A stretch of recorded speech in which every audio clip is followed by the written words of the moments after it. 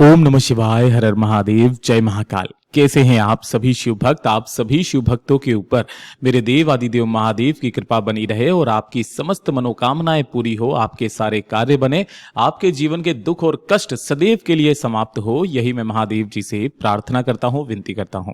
हम सभी को पता है कि 27 मई 2026 के दिन पड़ रही है पद्मिनी एकादशी, जो कि इस बार अधिक मास के बीच में पड़ रही है। पूज्य गुरुजी ने कई बार कहा कि जब आपकी कोई विशेष मनोकामना हो, कोई इच्छा हो, जिसके लिए आपने काफी सारे उपाय कर लिए, काफी सारे व्रत कर लिए, उन उपायों का, उन व्रत का फल आपको नहीं मिल रहा हो, आपने किसी कार्य को करवाने के लिए पूरी दुनिया के सामने हाथ फैला करके देख लिया, लेकिन आपका वो कार्य सिद्ध नहीं हो रहा है, आपके घर में बिल्कुल सुख नहीं है, शांति नहीं है, बेटे की तरक्की नहीं हो रही है, पति की तरक्की नहीं हो रही है, व्यापार अच्छा नहीं चल रहा।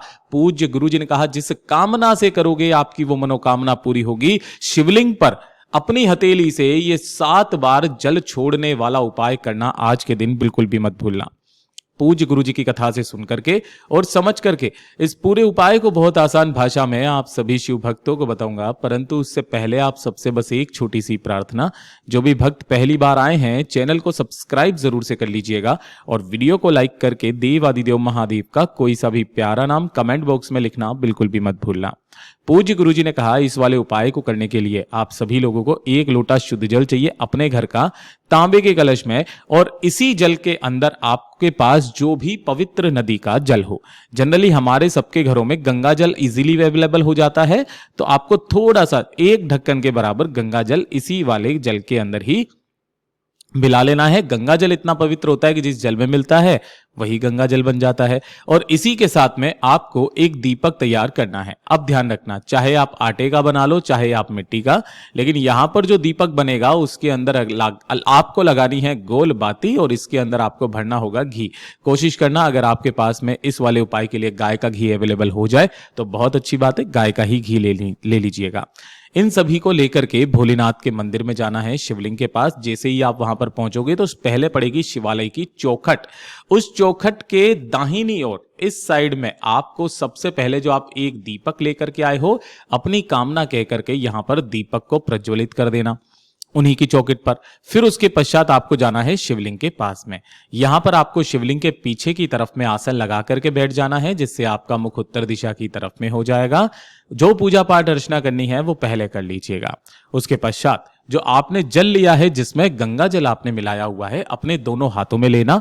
श्री शिवाय नमस्तुभ्यम मंत्र का कंटिन्यू स्मरण करना। सबसे पहले अपना नाम बोलना, फिर अपना गोत्र बोलना। जो तिथि को कर रहे हो आप ये उपाय, उस वाली तिथि को कह दीजिएगा।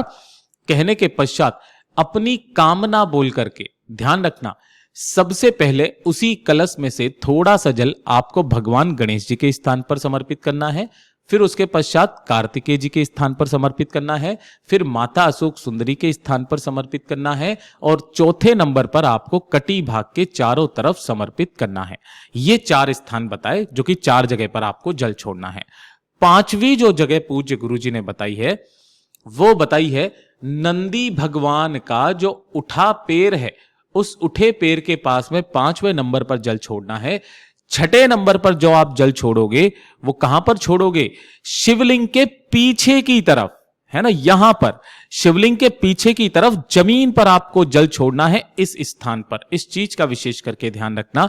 ये 6ठे नंबर का जो जल चढ़ाने वाला उपाय है ना, पूज्य गुरुजी ने विशेष तौर पर कहा था शिवलिंग के पीछे जल समर्पित करना। और अंत में जितना भी जल बचता है वो समस्त जल श्री शिवाय नमस्तुभ्यम मंत्र का स्मरण करते हुए, अपनी कामना कहते हुए शिवलिंग के ठीक ऊपर समर्पित करना। पूज्य गुरुजी ने कहा आप जिस कामना से करके आओगे आपकी समस्त मनोकामना पूरी होगी। कोशिश करना कि जो भी जल जलाधारी से बहे उसमें से थोड़ा सा जल अपने दाहिने हाथ में रोकना, एकत्रित करके अपने नैनों पर अपनी कामना कह करके लगा लीजिएगा। ऐसी कोई कामना नहीं, ऐसा कोई कार्य नहीं जो आपका पूरा ना हो।